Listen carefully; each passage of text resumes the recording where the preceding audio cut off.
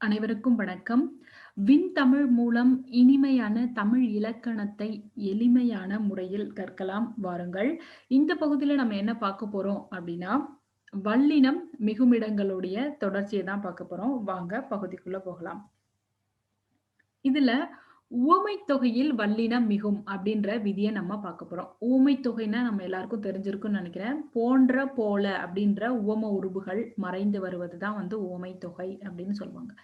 இப்போ உதாரணம் பாருங்க. தாமரை கூட்டல் பாதம் இருக்கு. அப்போ நம்ம அத எப்படி எழுதணும் அப்படின்னா, தாமரை பாதம். அந்த பாதம் நமக்கு என்ன வந்திருக்கு? வல்லின எழுத்தா வந்திருக்கு இல்லையா? அதனுடைய ஒற்றை நம்ம மிகுத்து எழுதியிருக்கணும். ஏன் அப்படின்னா, தாமரை பாதத்துக்கு நமக்கு உவமையா எத சொல்றாங்க அப்படின்னா, தாமரைய சொல்றாங்க. தாமரை போன்ற மென்மையான பாதம் அப்படின்னு சொல்லும்போது, அது உவமை தொகையா மாறுது. அப்போ உவமை தொகை வரும்போது நமக்கு வல்லினம் மிகுந்து வரும்ன்ற விதி இருக்கு இல்லைங்களா? அப்போ தாமரை கூட்டல் பாதம் அப்படின்னும்போது, தாமரை பாதம். இந்த இப்போ நம்ம மிகுத்து எழுதணும்.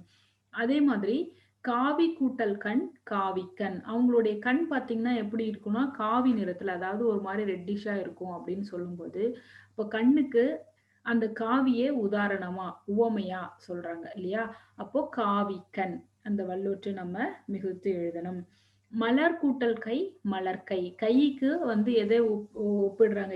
எது போல உங்க கை இருக்கு அப்படின்னா, மலர் போன்ற மென்மையான கை அப்படின்னும்போது மலர்க்கை. அப்போ உவமை தொகையில் வல்லினம் மிகும். ஓகேங்களா? இந்த விதி உங்களுக்கு புரிஞ்சிருக்கும்னு நெனைக்கிறேன்.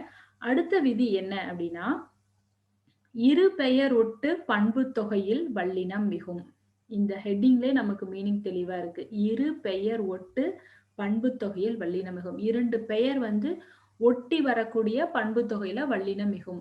எப்படி 2 பெயர் ஒட்டி வரும் அப்படின்னா, உதாரணத்துல உங்களுக்கு தெளிவா இருக்கு. மல்லிகை கூட்டல் பூ. அது எப்படி எழுதுவோம்? மல்லிகை பூ. இப்ப இதுல எங்க 2 பெயர் ஒட்டி இருக்கு அப்படின்னா, மல்லிகை அப்படின்றது ஒரு பூவோடைய பெயர் இல்லைங்களா? மல்லிகை. பூ அப்படின்றது நம்ம காமனா எல்லா பூக்களையும் சொல்லக்கூடிய பூ அப்படின்னா எல்லா பூவையும் குறிக்கிறது. அப்ப மல்லிகைனாலும் ஒரு பூ தான். பூனாலும் நமக்கு பூ தான். அப்ப 2மே ஒரே பொருளை தரக்கூடிய பெயர்கள் ஒட்டி வரும் பொழுது அங்க வல்லினம் மிகுந்து வருது. மல்லிகை பூ. ஓகேங்களா? அடுத்த உதாரணம் பாருங்க. தை கூட்டல் திங்கள் அப்படின்னு இருக்கு. தை அப்படின்னா என்ன? தமிழ் மாதங்களில் ஒன்று. அப்போ ஒரு மாதம். திங்கள் அப்படின்னா மதி அப்படின்ற மீனிங் ஒண்ணு இருக்கு. அதாவது நிலவுன்னு சொல்லலாம். திங்களை மாதம் அப்படின்னும் சொல்லுவாங்க இல்லைங்களா? இப்ப தையினாலும் மாதம், திங்கள் அப்படின்னாலும் மாதம். அப்போ 2ம் மாதத்தை குறிக்கக்கூடிய பெயர்கள் தான். அது 2ம் ஒட்டி எழுதும் பொழுது நம்ம அங்க அதனுடைய வல்லினத்தை மிகுத்து எழுதுறோம். இப்போ தை கூட்டல் திங்கள் அப்படின்னும் போது எப்படி எழுதுவோம்? தை திங்கள். இங்கேயும் வல்லுற்று மிகுந்து வந்திருக்கு. இப்போ மல்லிகை பூவிலும் வல்லுற்று மிகுந்து வந்திருக்கு. ஓகேங்களா? இப்போ இரு பெயரொட்டு பண்பு தொகையில் வல்லினம் மிகும் அப்படின்ற விதி உங்களுக்கு புரிஞ்சிருக்கும்னு நினைக்கிறேன். மீண்டும் அடுத்த விதியோடு அடுத்த பகுதியில் உங்கள் அனைவரையும் சந்திக்கின்றேன். நன்றி, வணக்கம்.